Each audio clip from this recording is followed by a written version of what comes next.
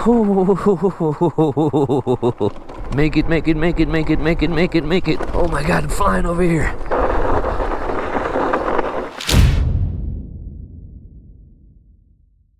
What's going on, everybody, and welcome back to another review video. Big shout out goes out to Victrip for reaching out to me and asking me to review one of their brand new electric bikes.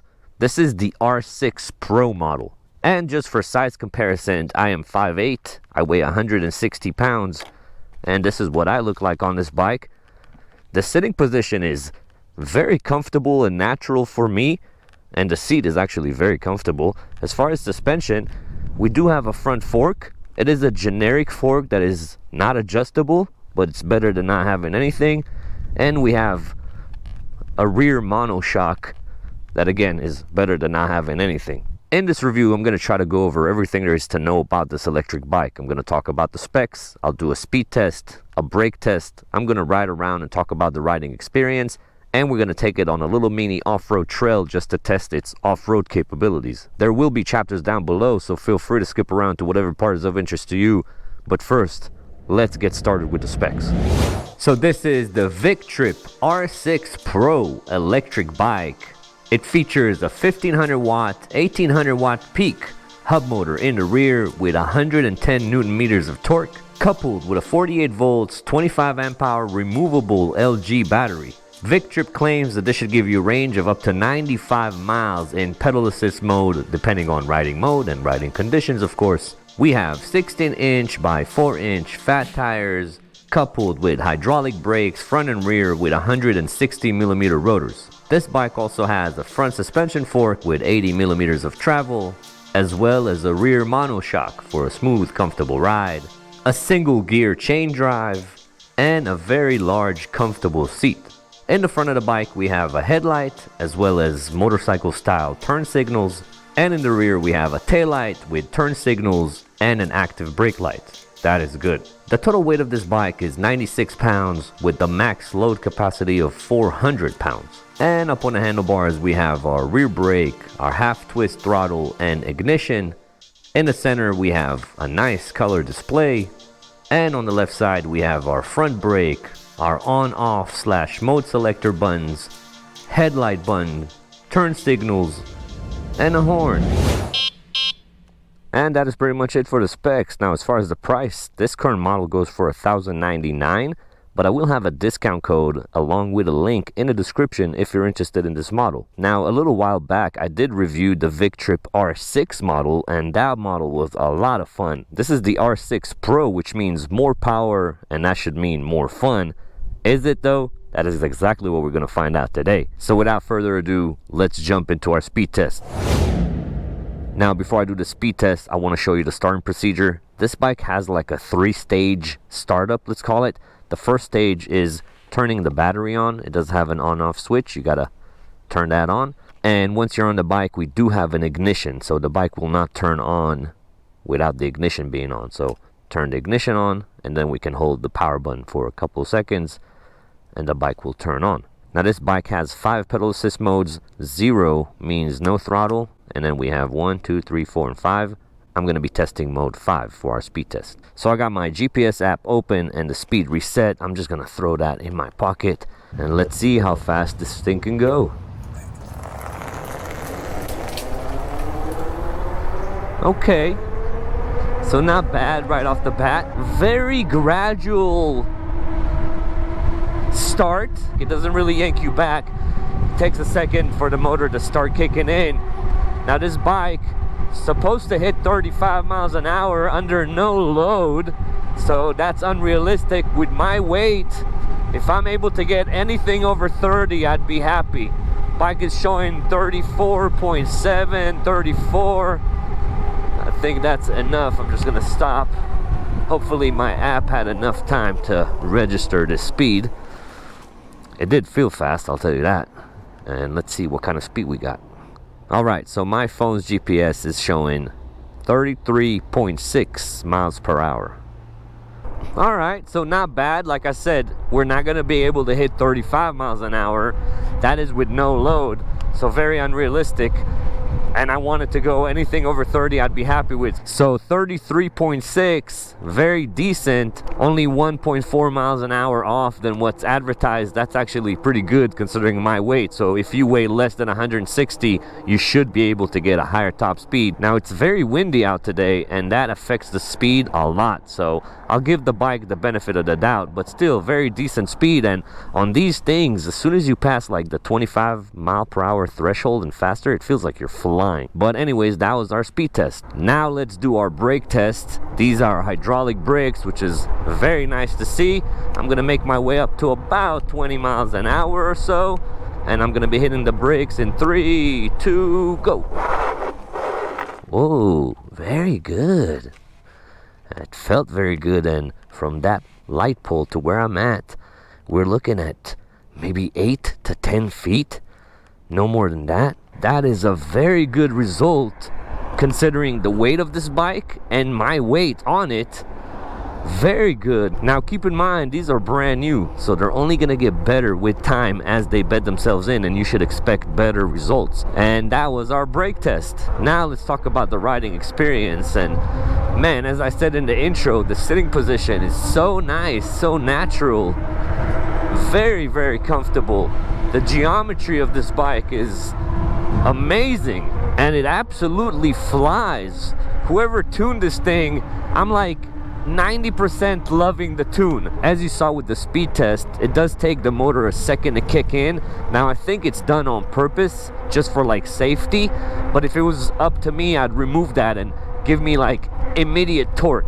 But once you pass that, you know, 2, 3, 5 mile an hour threshold, it flies. Let's see, over a bump, beautiful. Even though this is a generic fork, it actually feels very decent. Another one right here. I think we got some air on that one. So very, very decent forks for them being generic. Let's see how this thing does with a little jumping action. No problem at all. Very nice. And yeah, it's agile, very zippy. I'm loving those fat tires. Some people do not like fat tires because they're really meant for snow, but I actually like them because they give you so much traction, so much surface area, and you can really carve and have fun. And man, this thing just moves. Oh my god, really fun. Like you're actually moving on this thing, you know what I mean? I like that.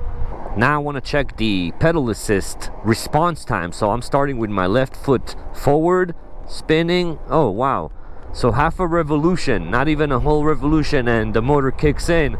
Very sensitive. I like that, and it starts flying right away. Such a trippy feeling pedaling when you're going, you know, 32, 33 miles an hour. Everybody looks at you like, what the hell is this guy doing? But yeah, this bike is nice and pretty stable. Now just riding this thing, the seat is so comfortable. Holy cow, very wide, very comfortable. It's like perfect amount of foam. I want to show you that right now. Look at this thing. Hopefully it comes across with the shadows. Very nice, very wide, and very, very comfortable. Also this color right here is sick. Now this bike does come in different colors. I think there's 4 different colors. They all look good. I really like the white as well, but just so you guys know, there are options to choose from. Now it is time to test our off-road capabilities. Now keep in mind, this trail is very extreme, very bumpy, and this is a generic fork, so don't expect the craziest performances out here. I mainly want to check the power, the torque of the motor. There, we have a little incline right here. Will we have enough power to make it through? Okay, we kind of do. We slowed down a bit to about 10 miles an hour, but it's doing it, and we're starting to gain speed a little bit. There you go. Now this is a review, so I'm gonna be pushing it to the limit. That's kind of what I do on this channel. I don't fully recommend taking it on crazy extreme trails, but it should be able to handle most trails. And as far as power,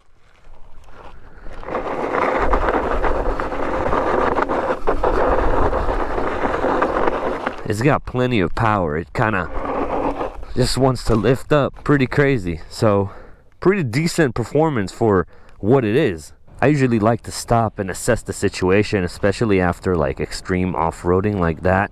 I'm checking like the headset, which feels very solid. Fenders are solid. Tires are good. Yeah, everything is very, very good.